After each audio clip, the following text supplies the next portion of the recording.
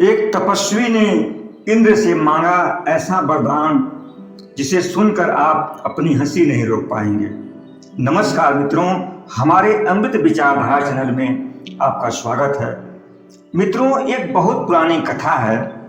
एक घने जंगल में एक तपस्वी अपनी साधना में हमेशा लीन रहता था। उसके मन में स्वर्ग पाने की आकांक्षा थी।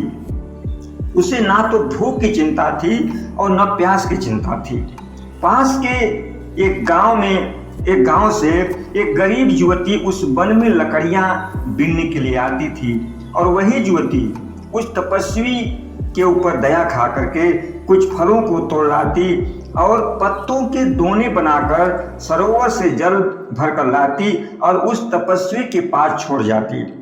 उन्हीं फलों को खाकर और वही पानी पीकर वह तपस्वी जीता था। धीरे धीरे उस तपस्वी की तपस्या जब और सघन हो गई तो वह बिना फल खाए बिना पानी पिए रहने लगा। अब वो भूख और प्यास को भूलकर अपनी तपस्या में पूरी तरह लीन रहने लगा। फल वहीं पड़े पड़े सड़ जाते, पानी भी दोनों में पड़ा पड़ा गंदा हो जाता। यह सब देखकर लकड़ियां बीनने वाली युवती बड़ी दुखी और उदास हो जाती, लेकिन उसके पास इसका कोई उपाय भी न था। कुछ दिन बाद जब इंद्र भगवान ने देखा कि यह तो सीमा से बाहर जा रहा है, कहीं ऐसा तो नहीं कि इसका स्वर्ग के सिंहासन पर कब्जा करने का इरादा है। इंद्र को चिंता हुई। वो सोचने लगे कि इस तपस्वी की तपस्या को भंग करना जरूरी है। उनके लिए यह कठिन काम नहीं था, क्योंकि इंद्र मनुष्य के मन की बात जानते हैं। उन्होंने अपनी शक्ति से उस काली कलूटी युवती को, जो वन में लकड़ियां बीनने के लिए आती थी और तपस्वी की सेवा करती थी, उसको अद्भुत सौंदर्य से सुशोभित कर दिया। अब उस युवती की साधारण सी काया स्वर्ण मंडित हो गई। जब वो युवती तपस्वी के लिए सरोवर में पानी भरने गई तो सरोवर में अपने ही प्रतिबिंब को देखकर मोहित हो गई। उसे भरोसा ही नहीं हुआ कि अब वह साधारण युवती नहीं रही, अब वह अप्सरा हो गई है। लेकिन उसने तपस्वी की सेवा करना जारी रखा। कुछ दिन बाद जब तपस्वी ने अपनी आंखें खोली और उस युवती से कहने लगा कि अब मैं यहाँ से जाऊंगा, इस वन स्थली से जाने का समय आ गया है। अब मुझे और भी कठिन मार्ग चुनना है। हिमालय पर्वत पर जाकर अपनी तपस्या को और अधिक गहन करना है। अब तो स्वर्ग को जीत कर ही रहना है। उस तपस्वी की बातें सुनकर वह युवती रोने लगी। उसने कहा, मैंने कौन सी गलती कर दी कि आप मुझे अपनी सेवा से वंचित कर रहे हैं, और मैंने तो आपसे कभी कुछ मांगा भी नहीं। युवती की बात सुनकर तपस्वी ने उस युवती के चेहरे की ओर देखा। ऐसा सौंदर्य उसने पहली बार देखा था। सपने में भी ऐसा सौंदर्य उसने कभी नहीं देखा था। युवती जो जानी सी पहचानी सी लगती थी, रूपरेखा तो वही थे, अंग प्रत्यंग वही थे, लेकिन उसके चेहरे की आभा और सौंदर्य पहली बार देखा था।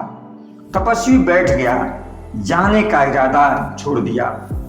उसने पुनः अपनी आंखें बंद की और साधना में लीन हो गया। उस रात को वह युवती सो न सकी।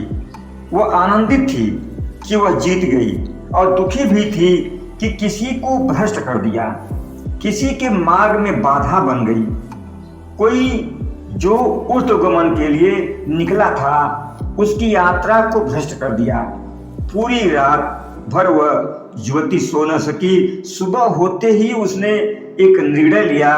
वह तपस्वी के चरणों में आकर झुकी और कहने लगी, मुझे आपसे बहुत दूर जाना पड़ेगा, क्योंकि मेरा परिवार किसी दूसरे गांव को जा रहा है।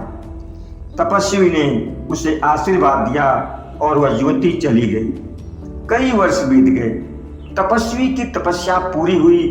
इंद्र धरती पर उतर कर आए, तपस्वी के चरणों में झुके और कहने लगे, स्वर्ग के द्वार आपके स्वागत के लिए खुल गए हैं। उस तपस्वी ने अपनी आंखें खोली और कहने लगा, अब मुझे स्वर्ग की कोई आवश्यकता नहीं है।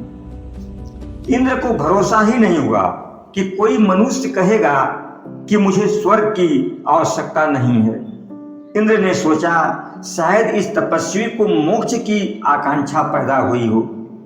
उन्होंने पूछा, क्या तुम्हें मोक्ष चाहिए? तपस्वी ने कहा, नहीं, मोक्ष लेकर मैं क्या करूंगा। अब तो इंद्र उस तपस्वी के चरणों में अपना सिर रखते हुए बोले, महाराज, यह तो आपकी तपस्या का अंतिम चरण हो गया, जहां मोक्ष की आकांक्षा भी खत्म हो जाती है। लेकिन मोक्ष के पार तो कुछ भी नहीं है, फिर तुम क्या चाहते हो? उस तपस्वी ने कहा, मुझे कुछ नहीं चाहिए, वह लकड़ियां बिनने वाली युवती कहाँ है, वही मुझे चाहिए। मित्रों, हर आदमी की ऐसी ही कमजोरी है, क्योंकि इस पृथ्वी का ऐसा प्रबल आकर्षण है।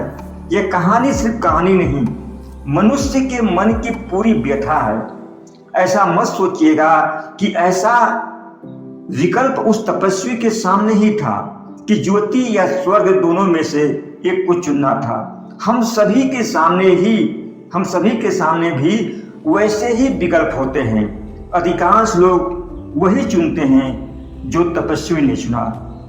ऐसा मत सोचिएगा कि आपने कोई अन्याय किया है, चाहे इंद्र आपके सामने खड़े हों या ना खड़े हों, चाहे किसी ने स्वर्ग और पृथ्वी के विकल्प सामने रखे हों या ना रखे हों, लेकिन विकल्प वहां हैं और जो एक को चुनता है वह निश्चित ही दूसरे को गंवा देता है। अगर आपकी आत्मा में कोई आसक्ति पहले से ही विद्यमान है, अगर वहां सिंहासन पहले से ही भरा है, तो फिर तुम यह मत कहना कि परमात्मा ने तुम्हारे साथ अन्याय किया है। यह तो आपका ही चुनाव है।